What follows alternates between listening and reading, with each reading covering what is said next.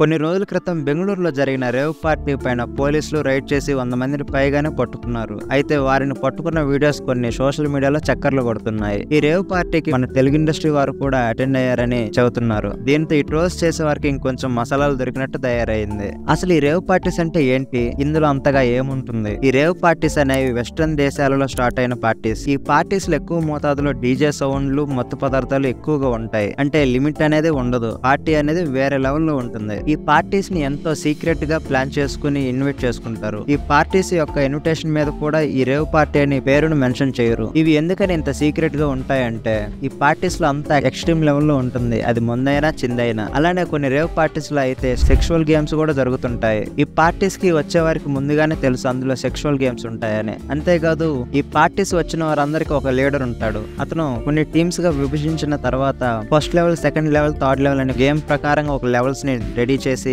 ఆ లీడర్ అనే అతను వారిని గైడ్ చేస్తుంటాడు ఏ లెవెల్ ని ఎలా ఆడాలని. ఫస్ట్ లెవెల్ లో డ్రింకింగ్ పెట్టుకుంటే సెకండ్ లెవెల్ లో డాన్సింగ్, డీజే ఇట్లాంటివి ఉంటాయి. ఈ విధంగా లెవెల్స్ ని కంప్లీట్ చేసుకుంటూ పోయిన తర్వాత కొన్ని లెవెల్స్ లో ఈ సెక్షువల్ గేమ్స్ కూడా వస్తాయి. అంటే అందులో ఎవరికి నచ్చుతారో వారిని సెలెక్ట్ చేసుకుని వారితో సెక్స్ ని ఎంజాయ్ చేస్తారు. మీకు డౌట్ రావచ్చు, ఒకవేళ ఆ పార్టీస్ కి కపుల్స్ వస్తే వారి పరిస్థితి ఏంది, వాళ్ళు ఎలా ఉంటారు ఏందని. కొంతమంది హెల్త్ బాగలేని వాళ్ళు వాళ్ళ భార్యను కూడా తీసుకొస్తారు. ఎందుకంటే వారు అక్కడైనా వేరే వారితో సాటిస్ఫై అవుతారని. ఇలాంటి సెక్షువల్ కంటెంట్ ఉన్న పార్టీస్ మాత్రం కొన్ని మాత్రమే జరుగుతుంటాయి. అవి చాలా రేర్ అనమాట. అవి కొన్నిసార్లు వైజాగ్ లో కూడా కొన్ని రేవ్ పార్టీస్ జరుగుతుంటాయి. అవి చాలా సాధారణమైన పార్టీలు. వాటిలో జస్ట్ డ్రింకింగ్, డాన్సింగ్ మాత్రమే ఉంటుంది. అంతేగాని ఇలాంటివి ఉండవు. దానికి ఎంట్రీ ఫీజు వచ్చేసి 2000 నుంచి 3000 దాకా ఉంటుంది. చెప్పాను కదా, ఈ పార్టీస్ ని ఇన్వైట్ చేసేటప్పుడు రేవ్ పార్టీ అని మెన్షన్ చేయరు. ఎందుకంటే సీక్రెట్ గా ఉంచడానికి. అందులో లెవెల్స్ మరీ అద్భుతంగా ఉంటాయి. వాటిని ఆడాలంటే గుండె ధైర్యం కావాలా, ఎమోషన్స్ ని చంపుకొని ఉండాలి. అలాంటి అందరి వల్ల కాదు కదా,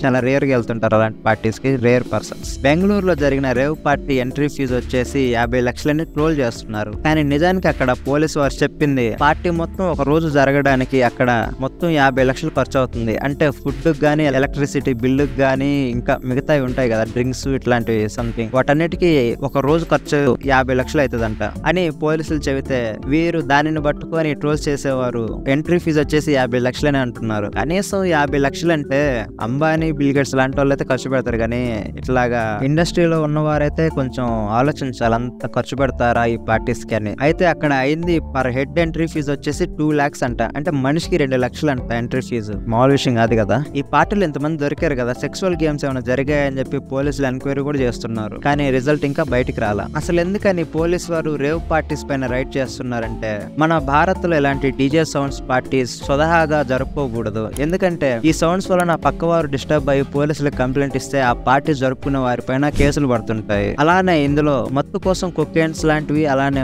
నార్కోటిక్స్ ని తీసుకుంటుంటారు. నార్కోటిక్స్ ని తీసుకోవడం వలన NDPS యాక్ట్ 1985 కింద ఇల్లీగల్ అని భారత్ తేల్చి చెప్పింది. ఒకవేళ ఈ నార్కోటిక్స్ ని ఎక్కువగా తీసుకుంటే డోస్ ఎక్కువైపోయి మరణిస్తుంటారు. ఇలాంటి నార్కోటిక్స్ ని సీక్రెట్ గా వినియోగిస్తుంటారేమో అని పోలీసు వారు రైడ్ చేస్తుంటారు. అలానే మత్తులో ఉండటం వలన మరెన్నో గొడవలకు, గందరగోళాలకు దారి తీస్తుంది గనక పోలీసు వారు ముందు జాగ్రత్తకి ఇలాంటి పార్టీస్ లోనే కాదు, చిన్న డీజే ఫంక్షన్స్ లో కూడా వచ్చి రైడ్ చేసి చెక్ చేసుకుని వెళ్తుంటారు. మన తెలుగు ఇండస్ట్రీ వారు కూడా ఈ పార్టీలో దొరికారని అంటున్నారు. మెయిన్ గా మన జానీ మాస్టర్ గారు, శ్రీకాంత్ గారు ఈ పార్టీలో పోలీసులకు దొరికారని సోషల్ మీడియాలో ఎవరో ముఖం కనిపించని వ్యక్తిని చూపించి జానీ మాస్టర్ లా ఉన్నారు, జానీ మాస్టర్ అని కొందరు, శ్రీకాంత్ గారు లాగే ఉన్నారని కొందరు రీల్స్ ని రఫ్ ఆడిస్తున్నారు. ఈ ట్రెండింగ్ టాపిక్ రీల్స్ కి సమాధానంగా శ్రీకాంత్ గారు, జానీ మాస్టర్ గారు వారు అప్పుడు ఎక్కడున్నారో తెలిసేలాగా రిప్లై ఇచ్చారు. ఈ రైడ్ లో ఇంకెందరో తెలుగు ఇండస్ట్రీ వారు దొరికారని అంటున్నారు. కానీ వారి ఫొటోస్ మాత్రం ఇంకా లీక్ కాలేదు. ఈ వీడియో నచ్చితే లైక్ చేయండి, సపోర్ట్ చేయాలనుకుంటే సబ్స్క్రైబ్ చేయండి. Thank you for watching.